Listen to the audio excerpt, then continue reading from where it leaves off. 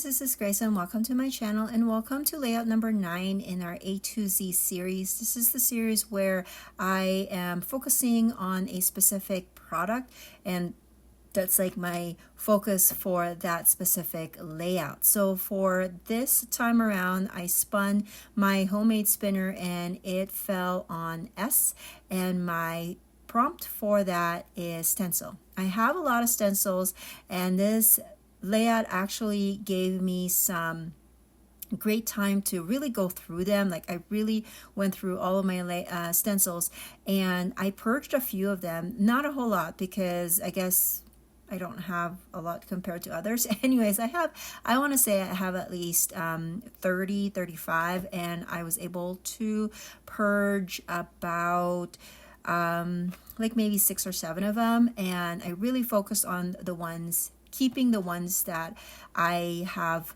multiple use for, or I can use for different kinds of projects, mostly of course layouts, because as much as I love making cards, I just have way too much, and I've noticed that I don't use them as fast as I should, and so I'm actually kind of veering away from that. I still love watching card videos because they give me some ideas on what to do with my I can incorporate into my layouts. So this is one of those examples that I found.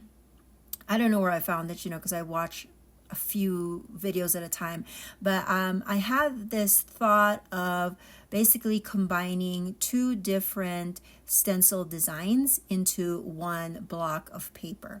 And I'm going to show you first this one. It's kind of like a brick type of design, and I am just using my brush and also my distress ink to grab that. My initial thought was that the first pass, or the first stencil that I'm going to put on the layout, needs to be lighter so that the second different design that I'm going to put on top of that will stand out. I don't know, seems like that made sense, but you're going to notice that you don't really, like, it's so subtle you don't really see it. But here is the second design that I wanted to add. And yes, I did use some washi tape to kind of hold that down, both the paper and also the stencil, because I'm doing a lot of rubbing and I did not want the design to be destroyed or to change because my stencil had moved. And I'm using a scrap piece of paper on the bottom. And so this is what I'm going to do is I am going to use this dauber, and then I'm going to do the starburst, or sorry, the kind of like the sunburst effect. And so this is what I'm going to do for 4 different panels of paper. I think I did this for I think my panels are like 3 by 4, or no, I think it was like 3 by 5, something like that.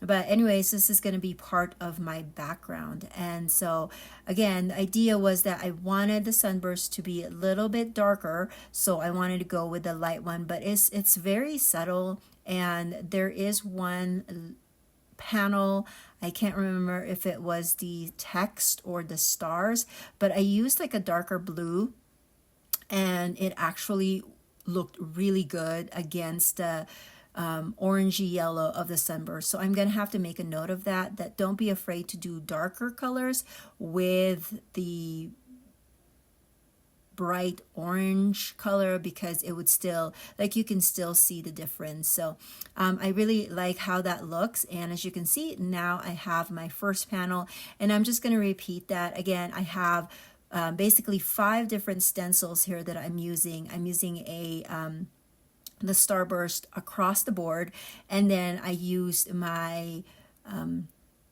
like that brick, and then the star, and then this really cool text, and then a swirls. So I did like 2 warm colors and then 2 cool colors, just so, I don't know, I was just testing it out and see how it goes. And I am inking up the edges of these papers just so that you can see the differentiation between them. And the text one is what I was talking to you about, where I was kind of worried how that was going to look, but it worked out really well. I think one of the reasons why it worked well was because they were both warm colors, and so they kind of, you know, blended well together. But I'm gonna have to make a note of that. Even the stars look really cool against the orange. But so that's why I put them both kind of in the center of my layout, because they look like they should be in the center of the piece, right? And so on the top I have this kind of orangey yellowish paper that I really like, and that's going to go on the top, and that's where all of my photos and most of my title are going to go. And then I have of course the back piece was also really cool and had the black with like really tiny flowers, and I just cut that into a 1/2 inch strip so that it will look good in between the stencil panel and then the pattern paper. Now, if you remember back in layout number 7, I did this where I had punched out 1-inch circles with a paper punch, and then I'm going to use that as a scallop. I'm really digging that. As you can see, it hasn't even been 5 layouts and I'm already using it, but I like that effect. I don't have a punch that could create this big of a scallop. I do have a small one, but once in a while I kind of like my borders that has a little bit more impact than what a border punch could do. I know I've seen some border punches out there, especially Creative Memories, where they have a lot of like different designs, but the thing of that is when you get so like the niche of the design, sometimes because it's not versatile enough, like you only like really use it once or twice and it just sits in your stash. And I have learned over the years of scrapbooking that my supplies that I should have in my stash should be versatile. Like it should be able, I should be able to use them in more than one layout, in more than one theme, because then it gives me more bang for my buck, but it also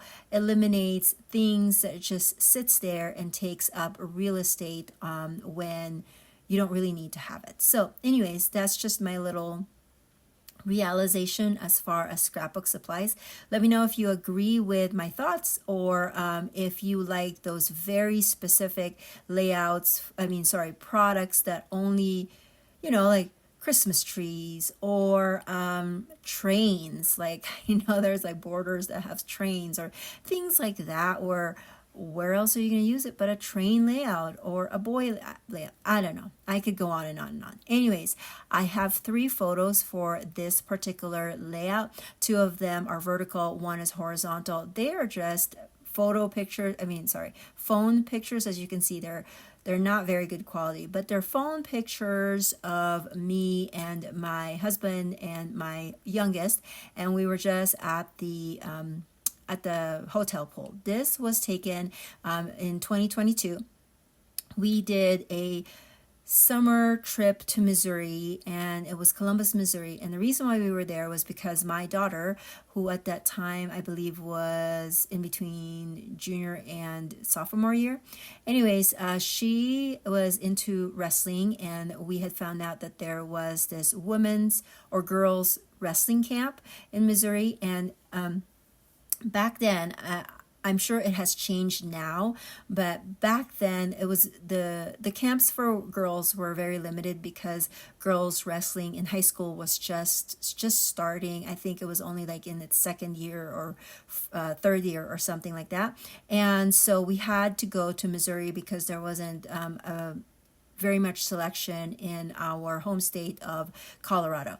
So we drove to Missouri, and we were there for a week because the camp was a week. And so while my daughter was doing her camp, we were having, our little vacation in and around Columbus, Missouri. So this was one of the things that, like, we would go out and we would check out the places, and then we'd come home in the afternoon, and this is my son's favorite part of the day, is that we get to go swimming. And so we did that every single day, and it was his favorite. Anyways, that is my layout.